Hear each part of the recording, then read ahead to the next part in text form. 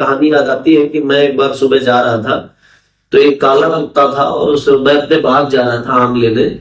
तो काले कुत्ते ने मुझे काट लिया। सुबह 5 बजे का समय था। तो उस समय मेरी जो आयु थी वो लगभग मुझे लगता है 14 या 15 वर्ष थी। तो सुबह का समय था, लोगों ने मुझे डरा। तो मंत्रियों के द्वारा जानने पर जब मुझे सलाह की तो मैं वहां गया और वहां जाकर के मैंने उनको बतलाया। उन्होंने मुझे बैठाला और कुछ मिट्टी के डिंके और एक जो है पीतल की कटोरी उन्होंने मेरी पीठ पर लगाई और मंत्र पढ़ के उन्होंने वो मिट्टी की डिंकियां उस पीतल की कटोरी पर मारते रहे। और वो पीतल की कटोरी जब गिर गई तो उन्होंने कहा अब तुम्हें कोई खतरे की दिक्कत नहीं है, अब तुम्हें कोई खतरा नहीं है, तुम निश्चिंत हो और अब तुम सुरक्षित हो। तो इस प्रकार से फिर उसके बाद मुझे कोई समस्या भी नहीं हुई। नमस्कार दोस्तों, इन्फॉर्मेटिव टॉक्स के नए वीडियो में आपका स्वागत है। मैं हूं आपके साथ कर्तव्य वाजपेयी। आज का जो पॉडकास्ट है वो थोड़ा सा हॉरर होने वाला है और कई जानकारी भी उन लोगों को प्राप्त होगी कि निगेटिव शक्तियां होती हैं या फिर नहीं होती हैं। और इन सब बातों को बताने के लिए हमारे साथ उपस्थित हैं वासु भैया। वासु भैया, आपका बहुत बहुत स्वागत है। धन्यवाद कर्तव्य जी। भैया, मैं आपसे पहला क्वेश्चन यही पूछना चाहूंगा कि क्या भूत प्रेत ये सारी चीजें ब्रह्मांड में एग्जिस्ट करती हैं, हमारी सृष्टि में एग्जिस्ट करती हैं, और क्या ये सारी चीजें हमारे आसपास होती भी हैं? निश्चित रूप से मैं आपको इस विषय में जो मेरी अपनी निजी राय है मैं वो ये कहना चाहता हूं कि हमारे धर्म ग्रंथों में जिन चीजों का भी वर्णन है मैं उनको मानने में विश्वास रखता हूँ। बिल्कुल हनुमान चालीसा में हम पढ़ते हैं सीधा सीधा भूत पिशाच निकट नहीं आवे, महावीर जब नाम सुनावे। तो इससे एकदम स्पष्ट सिद्ध हो जाता है कि वायुमंडल ब्रह्मांड में इस प्रकार की चीजें हैं। अब वो जिस पर इनका अनुभव होता है वही बेहतर बता सकता है। सो जाने जय जनाई जाना तुम्हें हो जाए। जो जिस पर व्यक्ति बालाजी मंदिर में देखिए, राजस्थान में बालाजी मंदिर में वहां पर इस प्रकार के पीड़ित लोग बहुत सारी संख्या में वहां आपको मिलेंगे, तो उनको ये तकलीफें हैं। तो ये मेरा अपना निश्चित जो मत है वो ये है कि ये सारी चीजें होती हैं और प्रारब्ध के अनुसार कर्मानुसार मनुष्य को इन सब चीजों का भोग भोगना ही पड़ता है। जैसे कि हम लोग गाँव में जाते हैं, गाँव देहात क्षेत्र में जाते हैं, तो कई घटनाएं वहां पर सुनने को मिलती है कि उनके साथ ऐसा अनुभव हुआ, उनको कुछ दिखा, ऐसा कुछ। लेकिन जब हम किसी साइंस स्टूडेंट से पूछेंगे या फिर किसी ऐसे मान लीजिए किसी भी साइंटिस्ट से पूछेंगे, किसी भी ऐसे प्रबुद्ध व्यक्ति से पूछेंगे, तो वो कहेंगे इन सब चीजों को एकदम नकार देंगे, सिरे से निकाल देंगे। क्या क्यों ऐसा होता है? देखिए, मैं इस विषय पर यही कहना चाहूंगा कि ये किसी व्यक्ति का, मैंने आपको इससे पूर्व में जो बतलाया वो यही है कि जो निजी अनुभव है वही व्यक्ति बता सकता है। मैंने एक चौपाई पढ़ी थी रामचरितमानस की, बहुत ही प्रमुख चौपाई है। सो जाने जब कभी गुजरा, तभी परमात्मा का दर्शन नहीं होता। लेकिन जिनको साक्षात्कार हुआ, जिनको अनुभव हुआ, वो उसी परमात्मा में रंग गए। अल्लाह के सामने हो कि इतनी अखंड तपस्या करने में लग गए, इतनी साधना कठिन करने में लग गए। उसका कारण है कि उनको दिव्य अनुभव हुए। सो जाने ही जय जनाई जाना तुम्हें हो जाएगी।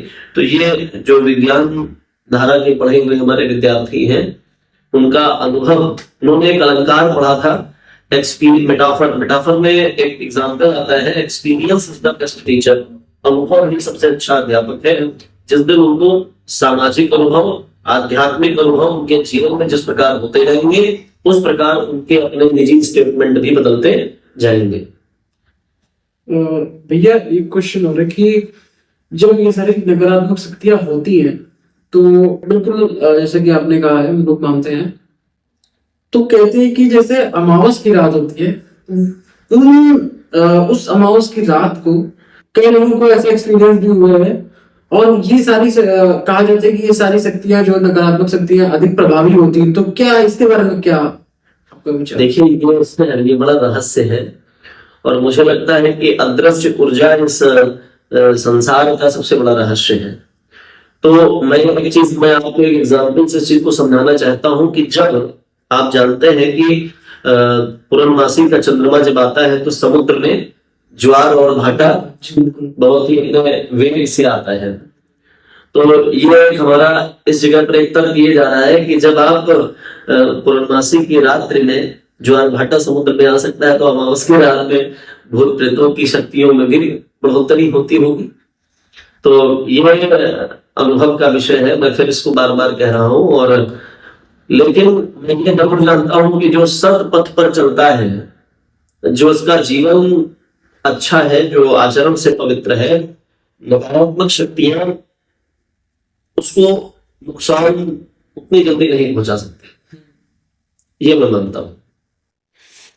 तो भैया एक क्वेश्चन और दिमाग में कि जैसा कि दिवाली या फिर होली में कोई ऐसा त्योहार आते हैं, तो कहा घर वाले कहते हैं लोगों के कि ऐसे शाम के समय, रात्रि के समय बाहर मत जाओ, और कई चौराहों से निकलने से मना भी किया जाता है। और कहा जाता है कि लोग अपनी जो अलाय बलाय जो भी उतार होती है वो उतार के, मतलब अपनी सारी बत्तियां उतार के वो चौराहों वराहों पर ऐसे मार्गों पे फेंकते हैं, रखते हैं। तो क्या ऐसा सही है कि मतलब इस बात में सच्चाई है? देखिए, ये हमारी प्राचीन, हमारे पूर्वजों की मान्यताएं हैं, और वैसे ही प्रकल्प हमारे बचपन में भी होते चले आए। तो ये जो मान्यताएं हमारे पूर्वजों ने बनाई, तो ये कोई अकारण उन्होंने बनाई नहीं होंगी, कुछ ना कुछ तो उनमें कोई किसी न किसी प्रकार का विश्वास तो उनमें समाहित होगा। तो ये बिल्कुल मेरा ये मानना है कि चीजें अपनी जगह पर सही होती हैं, और वैज्ञानिक विज्ञान धारा के जो पढ़े हुए विद्यार्थी हैं, वो समय आने पर हो सकता है इन चीजों को भी समझ जाए। अब यह आपने सुना होगा तंत्र। तंत्र क्या होता है? क्या तंत्र से किसी भी व्यक्ति के ऊपर नकारात्मक शक्ति या फिर उसके द्वारा, तंत्र के द्वारा ही उसको नुकसान पहुंचाया जा सकता है किसी को?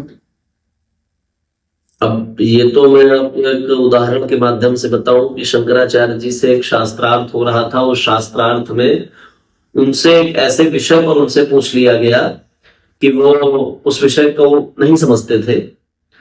फिर उन्होंने अपने शरीर को अपनी प्राण ऊर्जा के माध्यम से, अपनी शक्ति के माध्यम से, अपने योग बल के माध्यम से अपने प्राणों को दूसरे के शरीर में स्थापित किया, और स्थापित करने के उपरांत फिर वो जो ज्ञान उनसे पूछा गया था, उस ज्ञान को उन्होंने प्राप्त किया, और वापस फिर उसका शरीर छोड़ करके पुनः अपने शरीर में प्रवेश हुए, और फिर जाकर के उन्होंने उस ज्ञान को लोगों को बताया। ऐसा हमारे ग्रंथों में लिखा है।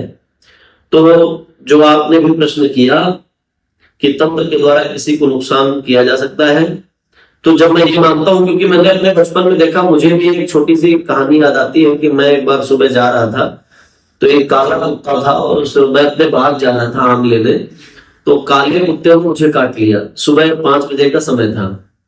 तो उस समय मेरी जो आयु थी वो लगभग, मुझे लगता है 14 या 15 वर्ष थी। तो सुबह का समय था, लोगों ने मुझे डरा दिया कि वो रात भर से कुत्ता मंजन नहीं किया हुआ है, ब्रश नहीं किया हुआ है, और उसके दांतों में पॉइजन है, और उसने तुम्हें काट लिया है, अब तो पॉइजन फैल जाएगा। तो इस प्रकार का बहुत सारा डर। फिर मुझे गांव के ही एक लोगों ने कहा कि हमारे गांव के बगल में एक छोटा सा गांव है, बोले वहां पर एक रहते हैं, वो जो भी कुत्ता काट खाए, सांप काट खाए, तो उसको वो झाड़ देते हैं मंत्रों के द्वारा। तो मंत्रों के द्वारा झाड़ने पर जब उन्होंने मुझे सलाह की, तो मैं वहां गया, और वहां जाकर के मैंने उनको बतलाया। उन्होंने मुझे बैठाला, और कुछ मिट्टी के डिंके और एक जो है पीतल की कटोरी उन्होंने मेरी पीठ पर लगाई, और मंत्र पढ़ के उन्होंने वो मिट्टी की डिंकियां उस पीतल की कटोरी पर मारते रहे, और वो पीतल की कटोरी जब गिर गई, तो उन्होंने कहा अब तुम्हें कोई खतरे की दिक्कत नहीं है, अब तुम्हें कोई खतरा नहीं है, अब तुम निश्चिंत हो, और अब तुम सुरक्षित हो। तो इस प्रकार से फिर उसके बाद मुझे कोई समस्या भी नहीं हुई। ये भी तो मेरा ये मानना है कि जो है, जब मंत्रों में इतनी शक्तियां होती हैं। अभी मैं एक समाचार कर्तव्य जी पढ़ रहा था, उसमें मैं आपको बतलाऊं कि जर्मनी में कुछ ब्रेन की सर्जरी के जो पेशेंट थे, उनको एक तरफ रखा गया, और एक तरफ जो मतलब ब्रेन सर्जरी के पेशेंटों को 2 भागों में डिवाइड किया गया। एक भाग में ऐसे 20 लोगों को, एक भाग में 20 लोगों को। तो उसमें ये हुआ कि जो 20 लोग रखे गए थे इधर, उनके लिए उनके परिजनों को बुला करके एक संकल्प कराया गया और उनसे 13 किलोमीटर की दूरी पर आचार्य लोगों ने बैठ करके उनके लिए महामृत्युंजय का जप किया। तो विज्ञान कहता है कि उनमें 80% तक की रिकवरी देखी गई और जो 20% थे इनमें बेसिक कोई सुधार विशेष नहीं हुआ, 10-15% का सुधार हुआ मेडिसिन के दम पर। तो जब मंत्रों में इतनी ताकत है तो तंत्र भी एक व्यवस्था है और एक मंत्रों का ही प्रतिरूप है। तो वैसे मेरा तंत्र का अपने जीवन में कोई निजी अनुभव नहीं है, लेकिन मैं ये मानता हूं जो मंत्र, तंत्र और यंत्र, ये 3 चीजें हैं। तो आजकल तो ये समय यंत्रों का चल रहा है, यंत्र इस समय बड़े प्रभावी है। मोबाइल ये जो आप कर रहे हैं सब, ये हमारे दर्शकों को दिखाना चाहते हैं, ये सब के माध्यम से संभव है। तो मंत्रों का ताकत, मंत्रों की शक्ति, वो जब मनुष्य उसको जप करेगा, अनुष्ठान करेगा, तभी उसको समझ में आएगा। और जो तंत्र है, तंत्र को भी, क्योंकि अब मैं तो किसी आज तक किसी ऐसे बड़े तांत्रिक से मिला नहीं कभी और ना ही मेरी कोई विशेष रुचि है, मैं जानता हूं कि होता है सब कुछ। अगर हमारे पौराणिक ग्रंथों में, हमारे धार्मिक ग्रंथों में सारी चीजें हैं तो निश्चित रूप से सब होता है। दोस्तों, आज हमने इस हॉरर पॉडकास्ट में नकारात्मक शक्तियों और यहाँ तक कि तंत्र से रिलेटेड चर्चा की। और आज के इस पॉडकास्ट में हमें जानने को मिला कि जैसे मंत्र है वैसे ही तंत्र की भी व्यवस्था है और उसका जो उपयोग है वो नकारात्मक शक्तियों के लिए किया जाता है। तो इन सब विषयों पर जानकारी देने के लिए भैया आपको बहुत बहुत धन्यवाद एक बार फिर से। और हमारे चैनल पर आने के लिए एक बार आपको मैं धन्यवाद देना चाहूंगा और हमारे दर्शकों से इंटरेक्ट करने के लिए भी आपका धन्यवाद। दर्शकों, हमारे पॉडकास्ट में अगर आपको कुछ अच्छा लगा हो तो हमें कमेंट करके जरूर बताइएगा और जो भी सुधार हो वो भी आप जरूर बताइएगा सुधार करने के लिए। और हमारे पॉडकास्ट को आप अधिक से अधिक लोगों तक शेयर करिए और हमारे चैनल को सब्सक्राइब करिए और हमारे साथ ऐसे ही जुड़े रहिए। जय श्री राम।